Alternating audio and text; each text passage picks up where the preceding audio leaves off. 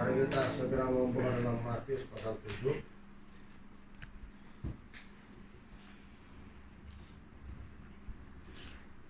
Ya, kita belajar kali ini yaitu hal pengajaran sesat. Matius pasal 7 ayat 15. Hal pengajaran sesat, ya. Matius pasal 7 ayat 15 mulai. Demikian bunyi firman Tuhan. Waspadalah terhadap nabi-nabi palsu yang datang kepadamu dengan menyamar seperti domba. Menyamar seperti domba maksudnya ya, seperti jemaat Tuhan, domba-domba Allah atau jemaat Tuhan, pengikut Kristus. Ya, tapi bukan betul-betul ikut Tuhan. Ya. Tetapi sesungguhnya mereka adalah serigala yang buas. Nah, sebagai domba, menyamar sebagai domba, menyamar sebagai domba atau menyamar sebagai orang percaya betul-betul, sudah bertobat betul-betul, tetapi tidak juga. Ya, tapi dia bilang, firman Tuhan bilang, sesungguhnya mereka adalah serigala yang buas. Dari buahnya lah kamu akan mengenal mereka. Dapatkah orang memetik buah anggur dari semak duri atau buah ara dari rumput duri? Jadi bagaimana kita mengenal seseorang itu betul-betul bertobat, sungguh-sungguh domba Tuhan, atau percaya kepada Yesus, atau pengikut Tuhan Yesus? Dari buahnya, artinya dari perubahan sikapnya, perubahan hidupnya. Ya, kalau dulu hidupnya duniawi, bila dia sudah bertobat, ada buah-buah pertobatan kelihatan dalam hidupnya sesuai dengan firman Tuhan. Itulah Yesus maksudkan, dari buahnya lah orang dapat dikenal. Ada buah-buah pertobatannya sesuai dengan firman Tuhan. Jadi kelakuannya itu sesuai dengan firman Tuhan, bukan dulu lagi yang sebelum dia bertobat. Ya, kalau sebelum bertobat banyak kehidupan orang yang tidak bagus, menipu, tidak jujur, itu perkara duniawi itu. Sesudah Anda bertobat, sudah menjadi milik Yesus, ya, ada buah pertobatan yang dikerjakan oleh Roh Kudus. Karena hanya Roh Kudus yang mengerjakan buah pertobatan itu di dalam setiap orang percaya. Tanpa Roh Kudus di dalam hati orang, tidak mungkin orang itu tidak mungkin pertobatan seseorang itu boleh menghasilkan buah sesuai dengan firman Tuhan. Tapi Roh Kuduslah yang mengerjakan itu semua, menurut Titus 1 ayat 3, ya. Coba kita lihat Titus berapa tadi? Coba lihat Titus 3. Titus 3, ya. Bukan Titus 1, Titus 3 ayat 5. Titus 3 ayat 5. Pada waktu itu dia telah menyelamatkan kita, bukan karena perbuatan baik yang telah kita lakukan, tetapi karena rahmat-Nya oleh permandian kelahiran kembali dan oleh pembaharuan yang dikerjakan oleh Roh pembaharuan yang dikerjakan oleh Roh Kudus. Artinya Roh Kudus itu membaharui. Roh Kudus bekerja dalam diri setiap orang percaya untuk memperbaharui sikapnya, tabiatnya, supaya dia berlaku orang yang jujur, sudah bertobat, betul-betul sudah bertobat. Ya, itulah dimaksudkan Yesus bilang, dari buahnya lah orang dapat dikenal. Sebab orang boleh menjadi sebagai domba atau Kristen, orang percaya, tapi kehidupannya tidak menunjukkan, ya, pertobatan yang sebenarnya, tidak menghasilkan buah pertobatan sesuai dengan firman Tuhan. Itulah sebabnya Yesus bilang, dari buahnya lah kamu akan mengenal mereka. Dapatkah orang memetik buah anggur dari semak duri atau buah ara dari rumput duri? Dapatkah kita memetik atau kita bilang mengambil buah anggur dari pokok duri atau dari semak duri? Kalau dia pokok duri, semak duri, pasti dia menghasilkan buah semak duri juga, bukan anggur. Dan buah anggur itu hanya dapat kita petik daripada pokok anggur. Barulah ada buah anggur. Kalau pokoknya bukan anggur, mana ada buah anggur di sana? Tapi kalau pokoknya pokok anggur, pasti buahnya pun buah anggur. Jadi orang dapat memetik pokok anggur, buah anggur daripada pokok anggur saja, bukan daripada semak duri. Jadi Yesus menyatakan perempuan begitu berkaitan dengan pribadinya, karena Yesus sendiri adalah pokok anggur, ya, pokok anggur yang hidup. Seperti dikatakan Yohanes 15, Yesus bilang, Akulah pokok anggur, ya, dan Bapakkulah pengusahanya. Maka pokok anggur itu tentang Yesus. Jadi mana ada orang boleh berubah kalau bukan Yesus yang dia percayai? Mana ada boleh orang menghasilkan buah kalau bukan melekat kepada pokok anggur yang sebenarnya? Mesti melekat pada pokok anggur yang sebenarnya. So, pokok anggur yang sebenarnya adalah Yesus. Jadi Yesus bilang, dapat orang memetik buah anggur daripada semak duri. Kalau dia pokok kelapa lah yang ada, mana ada buah anggur sana. Demikianlah hidup kita. Kalau betul-betul hidup kita itu sudah berubah, sudah bertobat, ya, betul-betul sudah meninggalkan perkara duniawi, pasti ada buah pertobatan yang orang lihat. Itulah Yesus bilang, dari buahnya lah kamu akan mengenal mereka. Jadi dari gaya hidup kita, perkataan kita kepada orang, kepada istri, kepada suami, tahu bahwa kita berbohong atau tidak, itu semua menunjukkan buah pertobatan Anda. Jangan lupa, hanya Roh Kudus yang mengerjakan itu pembaharuan dalam hidup kita. Amin. Kalau bukan Roh Kudus tidak akan terjadi. Tapi sejauh mana kita mempercayai firman Tuhan, jadilah itu pekerjaan Roh Kudus dalam hidup kita. Itulah sebabnya selalu saya ajar harus beriman pada firman Tuhan. Kalau tidak, kita seperti domba yang menyamar saja, bukan betul-betul domba Tuhan. Artinya orang Kristen yang hanya pura-pura saja orang Kristen tapi tidak pertobatan betul-betul. Maka Yesus tidak mau demikian. Sebab Yesus bilang, dari buahnya lah kamu akan mengenal mereka. Nah, dari buah. Kalau kali-kali Anda dikasih nasihat, tidak boleh begini, tidak boleh begini, macam mana Roh Kudus bekerja dalam diri kita kalau begitu? Ya. Ayat 17. Demikianlah setiap pohon yang baik menghasilkan buah yang baik, sedang pohon yang tidak baik menghasilkan buah yang baik. Nah, betul itu. Setiap pohon yang tidak baik pasti menghasilkan buah yang baik. Setiap pohon yang tidak baik pasti menghasilkan buah yang tidak baik.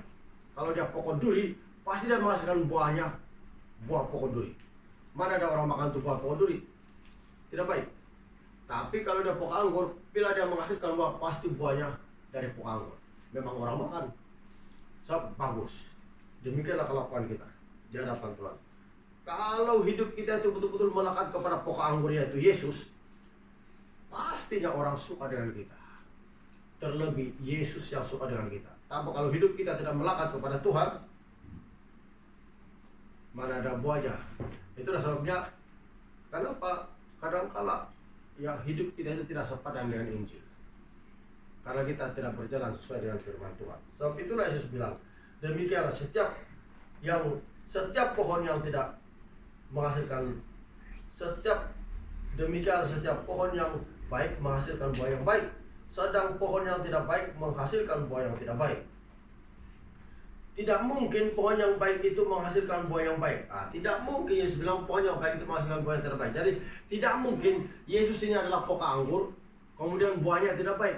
Tidak mungkin Yesus itu adalah sumber kebenaran, kemudian orang-orang yang percaya, pengikut kepadanya tidak menjadi baik. Amin. Tidak mungkin. Karena kita inilah ya domba-domba Allah. Jadi kalau kita domba Tuhan, pasti kita menjadi baik. So, pokok kita, kepala kita, gembala kita adalah Yesus. Jadi kalau kita di domba-domba Tuhan yang murni, domba-domba Tuhan yang ya bukan tipu-tipu saja, pasti kita orang baik. Amin. Baik pada keluarga, baik pada orang tua, baik terlebih baik kepada Tuhan Yesus. Sungguh-sungguh mentaati firman Tuhan. So, kita kan dari pokok yang baik yaitu Yesus. Yesus kan pokok anggur.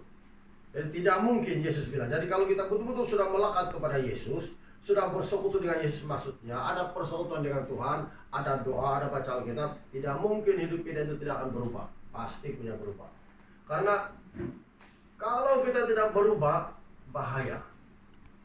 Kalau tidak buah yang baik pertobatan, bahaya. Walaupun sudah domba namanya. Kan awal-awal udah cakap tadi, waspada terhadap nabi-nabi palsu yang datang kepadamu dan menyamar seperti domba.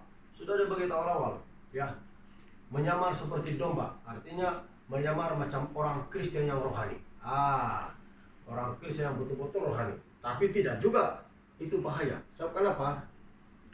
Kalau tidak menghasilkan buah yang baik, artinya tidak pertobatan yang baik, tidak pertobatan, perubahannya tidak menghasilkan pertobatan yang benar, dia bilang itu bahaya. Kenapa bahaya? Kita baca dulu ayat Alkitab. Ayat 18, tidak mungkin pohon yang baik itu menghasilkan buah yang tidak baik, ataupun pohon yang tidak baik itu menghasilkan buah yang baik. Dan setiap pohon yang tidak menghasilkan buah yang baik pasti ditebang dan dibuang ke dalam api. Itu yang saya cakap, bahaya dia. Setiap pohon yang tidak menghasilkan buah yang baik, artinya pohon itu bukanlah pokok betul-betul Yesus maksudnya, ya, tapi orang Kristen, manusia yang percaya kepada Yesus, tapi tidak betul-betul menghasilkan pertobatan yang baik, tidak betul-betul bertobat, masih lagi baik duniawinya maksudnya. Itu bahaya. So, kepada bilang ditebang. Apa dia bilang apa dia bilang tadi? Ditebang. Dan setiap pohon yang tidak menghasilkan buah yang baik pasti ditebang dan dibuang ke dalam api. Jadi dari buahnya kamu akan mengenal mereka. Itu bahaya dia. Karena itu bahaya itu. Sudah jadi orang Kristen tapi tidak pertobatan yang sebenarnya. Yesus bilang ditebang, dibuang ke dalam api. Nah, itulah Yesus cakap. Orang boleh menyamar seperti domba Tuhan, artinya betul-betul Kristen. Banyak orang namanya Kristen, tapi tidak berubah. Itu juga gayanya. Sebelum dia bertobat dan sesudah menjadi orang Kristen, itu juga sikapnya dia bawa, tiada perubahan. Yesus mau di sini dia bilang, setiap pohon yang tidak menghasilkan buah yang baik, perhatikan betul-betul aja. Setiap orang Kristen, setiap orang percaya kepada Yesus yang tidak menghasilkan pertobatannya yang baik sesuai dengan firman Tuhan, ditebang. Walaupun sudah Kristen, walaupun sudah dibaptis, kalau dia tidak menghasilkan buah pertobatan yang baik, artinya hidup begitu masih menunjukkan duniawi, ditebang. Jadi semua kita ini kena jaga hidup kita lah. Saya, Anda semua jaga hidup di tempat kerja, di mana-mana jaga hidup Anda itu. Karena dalam keadaan sekarang orang boleh mengaku semua Kristen, tapi pada hakikatnya nanti pada waktu berhadapan dengan Tuhan Yesus, di sanalah penyamaran itu kelihatan, dan itu sudah terlambat. Dia bilang tadi menyamar seperti domba, tapi tidak betul-betul. Nah, orang Kristen itu harus betul-betul dalam hatinya itu harus betul-betul ada Yesus. Orang Kristen yang betul-betul ada Yesus itu tidak dipaksa-paksa sembahyang, tidak dipaksa-paksa berkorban. Dia tahu tanggung jawabnya kepada Tuhan, tidak dipaksa-paksa. Orang Kristen yang betul-betul orang Kristen itu dia tahu apa itu kebenaran, dan dia tahu bagaimana menjaga dirinya daripada hal-hal yang jahat. Kenapa kita perlu menjaga diri kita? Karena setan itu dia tidak, kalau dia menyerang kita, bila-bila dia boleh menyerang kita. Nah, itu kenapa kita perlu ingat itu. Jangan sudah percaya Yesus kita syok-syok tapi tidak berawas-awas. Itulah Yesus selalu dia bilang berjaga-jagalah. Karena itu roh jahat menyerang kita tidak tahu bila-bila.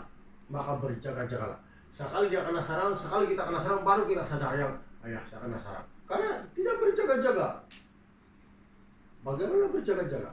Mesti ada doa setiap hari. Mesti baca Alkitab. Supaya itu Alkitab yang kita baca, firman Tuhan yang kita baca dalam Alkitab, itu jangan dilupa, simpan di hati. Oh begini pula, kalau firman Tuhan mengajar kita begini kehidupan orang Kristen, tidak boleh begini, tidak begini, itulah itu, simpan ya, supaya bila ada serangan terus kita tahu. Ya, makanya kita harus terus berdoa. Setan boleh menyerang bila-bila dia pakai orang lain untuk melemahkan iman kita, atau siapa saja. Ini yang kita jaga. Itu sebabnya Yesus tidak mau kita menyamar sebagai domba, artinya pura-pura orang Kristen tapi tidak betul-betul bertobat. Tuhan mau kita betul-betul bertobat, supaya setiap serangan setan itu dapat dipatah lumpuhkan oleh iman kita kepada firman Tuhan. Karena iman itu adalah perisai, bilang Efesus pasal 6. Ya, pergunakanlah perisai iman yang dapat memadamkan semua api panah dari si jahat. Nah, iman itu, ya, betapa pentingnya iman itu. Iman itu sangat penting untuk memadamkan, melumpuhkan setiap pekerjaan roh jahat. Makanya orang Kristen itu harus menghasilkan buah yang baik. Kalau tidak kebaikannya, itu namanya tidak menghasilkan buah yang baik. Tidak buah yang baik. Setiap pohon yang tidak menghasilkan buah yang baik, Yesus bilang pasti ditebang. Tidak menghasilkan buah yang baik, pasti ditebang. Bayangkan itu, tidak bahayakah itu? Orang Kristen yang tidak bertobat betul-betul, tidak ikut Tuhan betul-betul, itulah itu maksudnya. Tidak ada buah pertobatan. Itulah sebabnya serangan-serangan penyakit yang dikirim dari roh jahat itu mengena pada orang Kristen, ya, dan sebagainya. Jadi dia bilang Yesus ayat 20, dari buahnya kamu akan mengenal mereka. Bukan setiap orang yang berseru kepada aku Tuhan, Tuhan akan masuk ke dalam kerajaan surga, melainkan dia yang melakukan kehendak Bapakku yang di surga. Nah, bukan semua orang yang berseru Tuhan, Tuhan akan masuk ke dalam kerajaan surga, melainkan mereka yang melakukan kehendak Bapa di surga. Di surga mesti buat itu firman Tuhan. Selalu saya ajar jemaat supaya buat itu firman Tuhan, ikut firman Tuhan. Karena kalau tidak ikut, itu membuktikan kita tidak beriman kepada firman Tuhan. Bila kita ikut itu firman Tuhan, membuktikan kita beriman. Dan iman itu perlu bertumbuh. Bagaimana iman tidak bertumbuh kalau tidak mau mendengarkan firman Tuhan? Karena iman itu bertumbuh melalui pendengaran akan firman Tuhan. Kata Roma 10 ayat 17. Jadi iman itu timbul dari pendengaran akan firman Tuhan, atau bertumbuh melalui pendengaran akan firman Tuhan. Nah, itulah sebabnya orang Kristen itu dalam keadaan kita pika-pika atau di mana kita harus buah-buah pertobatan itu kelihatan dalam keluarga kita.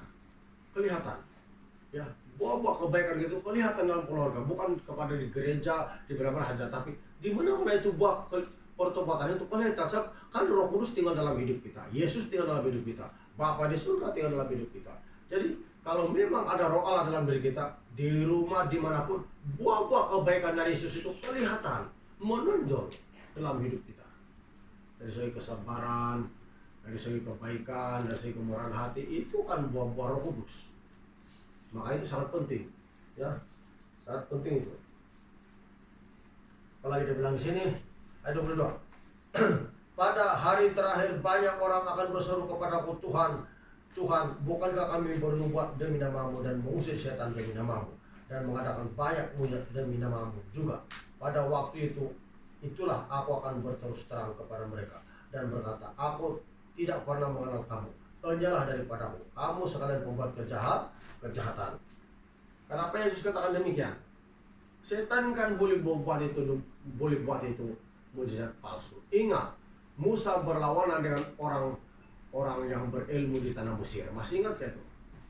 Musa mengadakan mujizat ular karena dari Tuhan.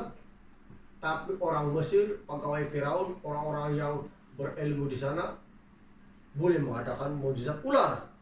Sama juga. Lalu Firaun kata bahwa Anda sama-sama ada kuasa marah mujizat. Tapi kelebihannya tongkat Musa itu, ular yang menjadi ular itu, dia telan semua itu ular-ular. Dia patuk semua begini, mati semua itu ular.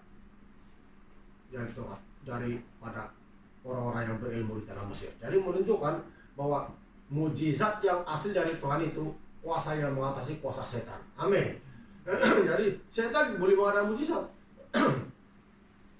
Nah, lihat itu perlawanan mereka di tanah Mesir itu.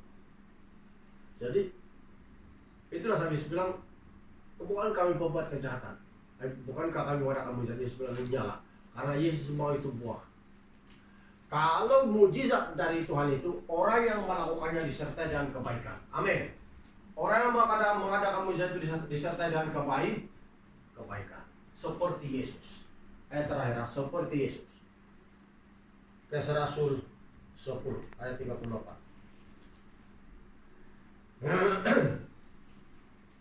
Kisah Rasul 10 ayat 38. Yaitu tentang Yesus dari Nazaret, bagaimana Allah mengurapi dia dengan Roh Kudus dan kuat kuasa. Dia berjalan berkeliling sambil berbuat baik dan menyembuhkan semua orang yang dikuasai iblis, sebab Allah menyertai dia. Itu dia disertai dengan kebaikan. Dia berkeliling sambil berbuat baik, dia bilang Alkitab. Amin. Mengadakan mujizat, mengusir setan, menyembuhkan orang sakit. Tapi Yesus sendiri berbuat baik kepada orang. Di mana dia melayani, di mana-mana dia berbuat baik. Dan bukan di tempat orang lain saja berbuat baik. Dalam keluarga sendiri pun kelihatan itu perbuatannya baik. Itu dia. Kalau di tempat orang lain itu kau berbuat baik, tapi dalam keluarga Anda sendiri kata menunjukkan perbuatan baik Anda, itu rohani timpang. Ya, itu menunjukkan bukan buah itu. Itu ikut-ikutan saja. Itu mau dihormati orang lain saja. Tapi seharusnya sama ada di tempat lain atau dalam keluarga, perbuatan baik itu dirasa bersama-sama. Karena kita kan keluarga Allah. Keluarga Allah kan itu ya bukan di tempat lain saja, tapi di dalam keluarga sendiri pun itu kerukunan yang dikerjakan Roh Kudus itu ada. Amin. Itulah sebabnya perbuatan baik itu harus begitu. Coba kalau ada masalah dalam keluarga, kita begini. Nah, dan kita semua kerjasama menolongi buat begini. Itu namanya perbuatan baik. Tapi coba di antara yang dia tidak dapat satu begini, saya tidak dapat begini. Ingat, Yesus mau melihat itu buah pertobatan. Amin. Orang Kristen melihat itu buah pertobatan. Yesus mau buah pertobatan. Bukan di tempat luar saja. Kadang-kadang di tempat luar kita rajin, kita baca baik, tapi sekali dalam keluarga, bahasa yang kita anggap tidak guna itu keluarga kita. Jangan main-main. Sebaik-baiknya orang di luar, keluarga juga yang dapat kita nanti berteduh, membantu kita. Itulah sebabnya kalau dari Roh Kudus itu perbuatan baik kita itu di mana-mana pun itu berlaku, di luar dalam keluarga sama berlaku. Karena itu dari Tuhan. Amin. Jadi Yesus bilang dari buahnya itu orang dapat dikenal. Ya, dari buah. Jadi setiap orang Kristen yang sudah bertobat pasti ada pertobatannya yang betul. Ya, kadang kalau orang Kristen itu kalau di tempat orang lain dia baik, berusaha bantu orang berusaha, tempat orang lain kan takut kena cakap tidak bagus. Sekali dalam keluarganya sendiri mau dipaksa-paksa baru dia boleh bantu, baru dia mau dipaksa-paksa. Ada saja alasannya. Nah itu. Jadi perbuatan baik itu yang dikerjakan Roh Kudus bermula dari keluarga. Karena Yesus bilang, Yesus tidak izinkan murid-muridnya pergi memberitakan Injil, harus menerima kuasa dulu dan bermula dari Yerusalem, bermula dari diri sendiri dan keluarga. Barulah pekerjaan Tuhan itu mantap diberitakan. Jadi buah roh itu penting, buah pertobatan seseorang itu penting. Karena kalau tidak ada pertobatan yang betul-betul berlandaskan firman Tuhan, tidak akan menghasilkan buah yang baik. Maka pertobatan yang menghasilkan buah yang baik itu berlandaskan firman Tuhan menurut pimpinan Roh Kudus, menurut karya Roh Kudus dalam diri seseorang. Tanpa Roh Kudus tidak akan menghasilkan buah pertobatan yang benar. Sebab itulah Roh Kudus itu sangat penting. Dan itu berlaku apabila kita suka baca Alkitab, suka berdoa, dan melakukan apa yang diperintahkan Tuhan. Jadi ingat itu, ya, ingat itu firman Tuhan. Tidak berdana kali ding. Mari kita bangkit berdiri.